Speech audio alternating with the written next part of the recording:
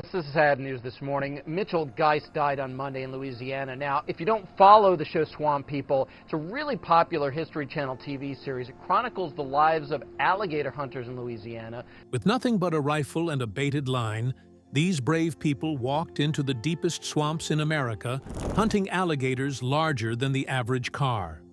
Swamp People put some of their most thrilling encounters and adventures on television. Yet not all of them made it to the end. Who were these people, and what really happened to them?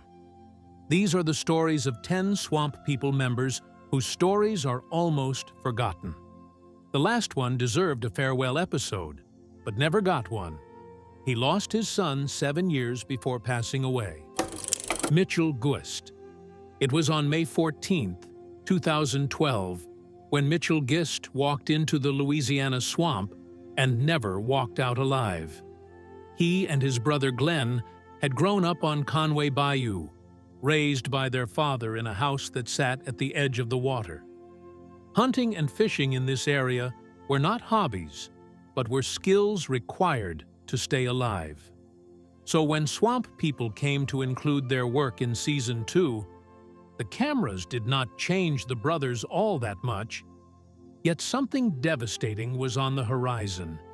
In the meantime, both still hunted the same way, living in the same house they had grown up in, going out before sunrise and coming back smelling like mud and goo. Glenn was the older one, steadier and quieter. Mitchell was the one who made people laugh. They worked together so well that neighbors in Conway Bayou talked about the two like they were one person.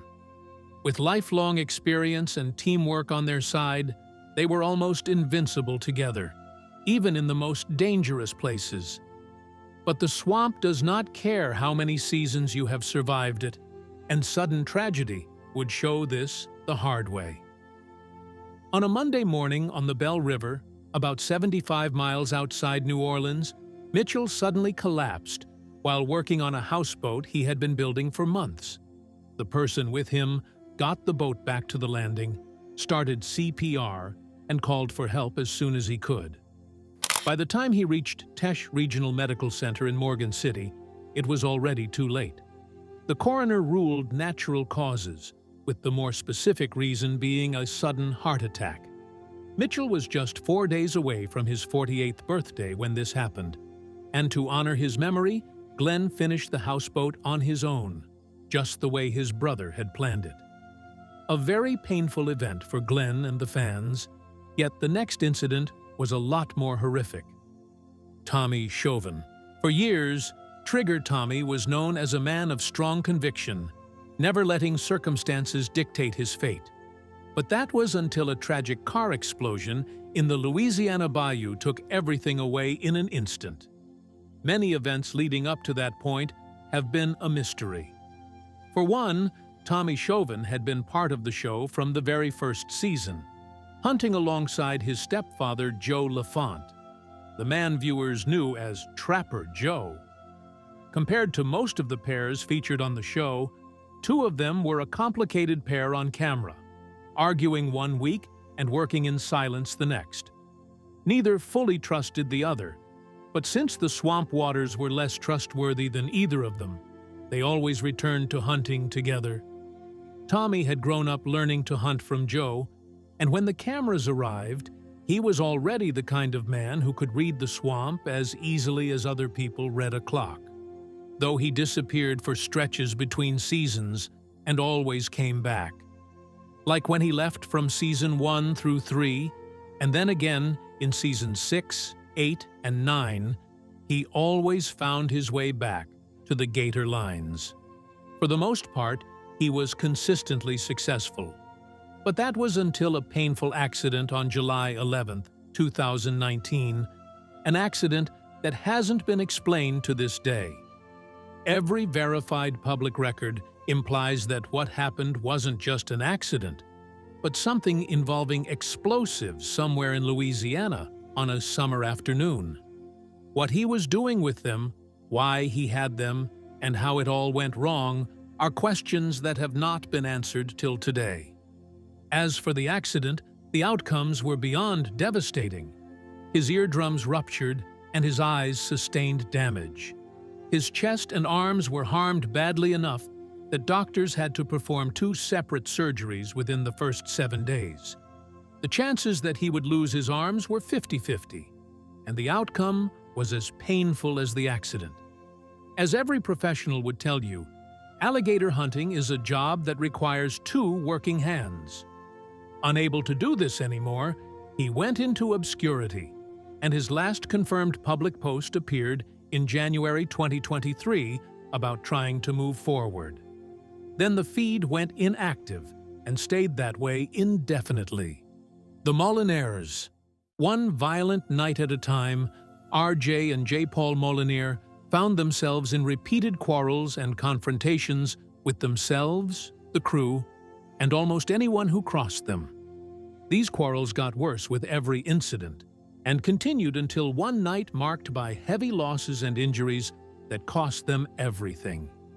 Yet how this played out was even more puzzling than the outcome afterwards. One of the most watchable pairs in the show back then were the Molinaires. They were another father and son duo with a real chemistry that rivaled best dramas ever seen on television at the time. RJ had built a name for himself as a world champion arm wrestler long before any camera ever pointed at him, while J. Paul had come up as a Golden Gloves boxer, a man who had fought his way through most problems he found himself in since he was a child. For many, watching them together felt like a never-ending action thriller. 2 real grown fighters who understood each other without needing to say much for 9 seasons straight. Though intense confrontations were not uncommon between themselves and the crew, they always worked through them amicably. But things got out of hand on the night of August 8th, 2013. Outside Roland's Mini Mart in Louisiana, both of them got into a verbal argument with a 24-year-old man in the area. Not long after, the verbal exchange had turned into a physical fight, and it ended with RJ smashing a beer bottle on the young man's head. Both RJ and J. Paul turned themselves in. They got booked and released on bond. The History Channel went quiet on them not long after to avoid controversy, and everything went calm. Today, RJ and J. Paul are still out on the Louisiana water. They run Rising Sun bow fishing and swamp tours, taking paying customers through the same bayou they once hunted on national television. The next man had a father who thrived while he quietly drowned. Chase Landry. He grew up as the son of the most famous gator hunter in Louisiana, and for a while it looked like he might actually fill those boots until one September night on Bayou Cheney. That night, he picked up a rifle and made a catastrophic decision that ended everything. Chase Landry had joined Swamp People in Season 3, stepping onto the boat alongside his father Troy, the man famously crowned King of the Swamp. They were another duo with compelling chemistry on and off screen. Troy was a loud and commanding personality, while Chase was more reserved and tactical. For years, he ran his own skiff and set his own lines. Across 74 episodes, he became a fixture of the Landry family's presence on the show, with so much influence to get his own spin-off project. Swamp People, Serpent Invasion in 2020. There, like the viral Yoink Man does today, he joined Troy and others in the Florida Everglades to hunt invasive Burmese pythons. It seemed success hunted him in every bold step he took, but that was until one mistake destroyed everything. It was the night of September 2nd, 2016. Chase was out on Bayou Cheney with a skiff loaded with alligator carcasses when a 35-foot commercial shrimp boat owned by a man named Wayne Mahan came through. From the boat came a wake large enough to risk sinking his boat. And though the boat had slowed down and posed no danger, Chase said later on that he couldn't take that chance. So without thinking twice, he raised a rifle and fired at the passing shrimp boat, and the bullet pierced a plastic gasoline can sitting on top of the vessel's cabin. leaving it leaking fuel into the water. He fled the scene, but was arrested by St. Mary Parish deputies later that night on US 90. Upon investigation, he admitted to firing the gun and was charged with illegal discharge of a weapon and booked into Terrebonne Parish Jail. His trial was scheduled for December 2017, but he did not appear in court. The judge issued a warrant for his arrest, yet the attorney showed up and Chase did not. Once again, Wayne Mahan, the owner of the vessel that got destroyed, told reporters the bayou at that point was 400 feet wide, and he was 250 yards away when Chase fired. This contradicted Chase's claim that the wake would have sunk his boat, making him less likely to get out of the unfolded legal trouble. What happened after that warrant was issued has never been confirmed in any public record, and Chase has never spoken about it publicly. No one knows for sure what happened to him after that, and all that's left of him is his father returning for season 16 in 2025, and viral, unverified rumors. Liz Cavalier. She grew up on the water the same way most people grow up in houses, learning to hunt alligators from her father, Charles Dupre, who brought her onto the bayou so early that her mother used to hand her baby bottles while they were out on the boat. When the cameras found her in season 2, she was already built for it, calm under pressure and precise with a rifle. Season after season, she hunted alongside Troy Landry. Her daughter Jessica joined her on camera in seasons 4 through 6. Her father Charles was there too, a quiet presence behind her that almost reminded anyone watching that this was a life she had inherited, not chosen. Then August 2015 arrived without warning. A new production management team came in after season 6 and cleared out a significant portion of the original cast. And Liz was among them.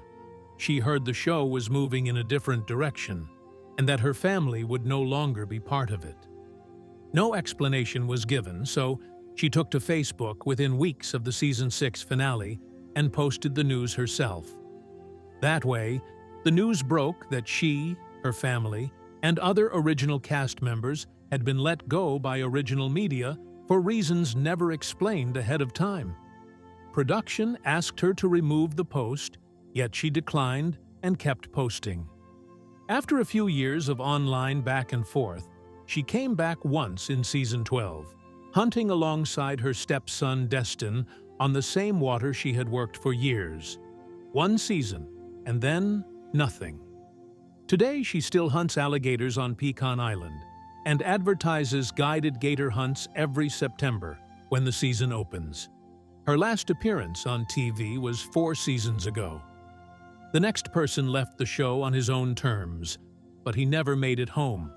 Randy Edwards. After escaping death many times in the swamp, he left the show to chase bigger challenges, only to lose his life on the road barely 4 years later. Randy Edwards had grown up in the bayou the same way as his father Junior, his brother Willie, and his mother Teresa. For years they thrived as a family on the same water, working the same lines and living the kind of life long before the show premiered.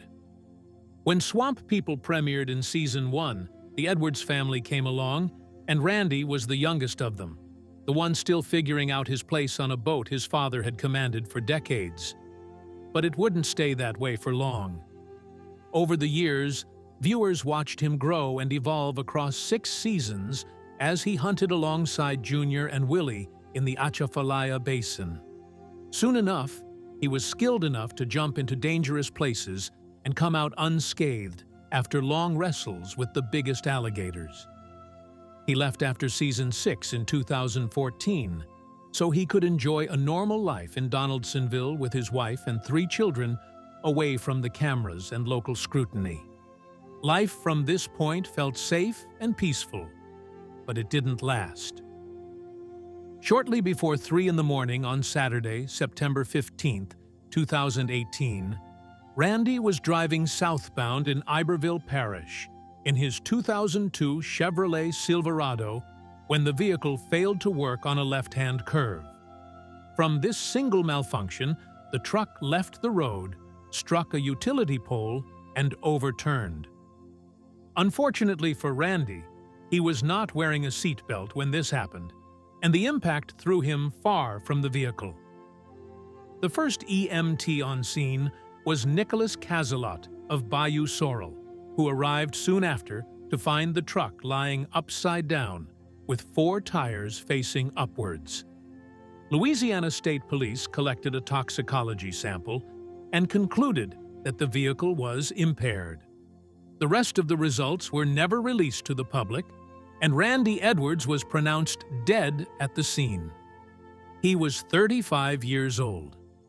The news reached fans through a Facebook post on Junior and Willie Edwards' page, written by a family member named Ronnie, who asked only that people keep the Edwards family in their prayers and respect their privacy. Today, Willie still hunts the waters. Junior was still alive when Randy died. 3 children grew up without their father in Donaldsonville, and the show that made his name went on without ever saying goodbye.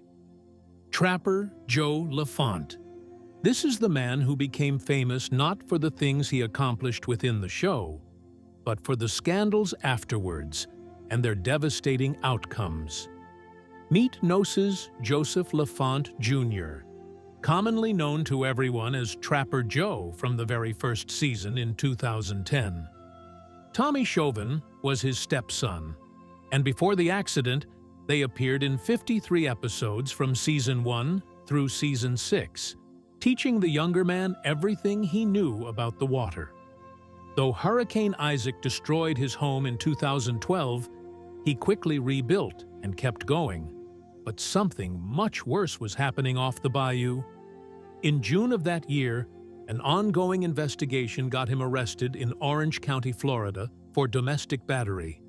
The charge refused in court, but barely 3 weeks later, he was arrested again in Jefferson Parish, Louisiana, after a physical confrontation with his partner. 3 years later, his live-in girlfriend in Plaquemines Parish reported that he shoved her to the floor during an argument, fracturing 2 of her ribs as confirmed by X-ray and CAT scan. He was arrested on May 6th, booked, and released on May 8th on a $3,500 bond. That was a total of 3 arrests in 3 years, across 3 different jurisdictions, making him even more famous than the show intended. However, since his disappearance after Season 6, he has remained hidden from sight and has been that way ever since. But unlike Trapper Joe and the others, the next person was the only hunter on the show who never pulled a trigger. Terrell Evans. This is the man who stands out the most so far. On a show about killing alligators, he was the only one who refused to do so, not even agreeing to euthanize them. As we'll see, Terrell had a rough but interesting childhood. He grew up alongside the Pearl River near Honey Island Swamp in Louisiana, raised by his father Doug and grandfather Bill Evans.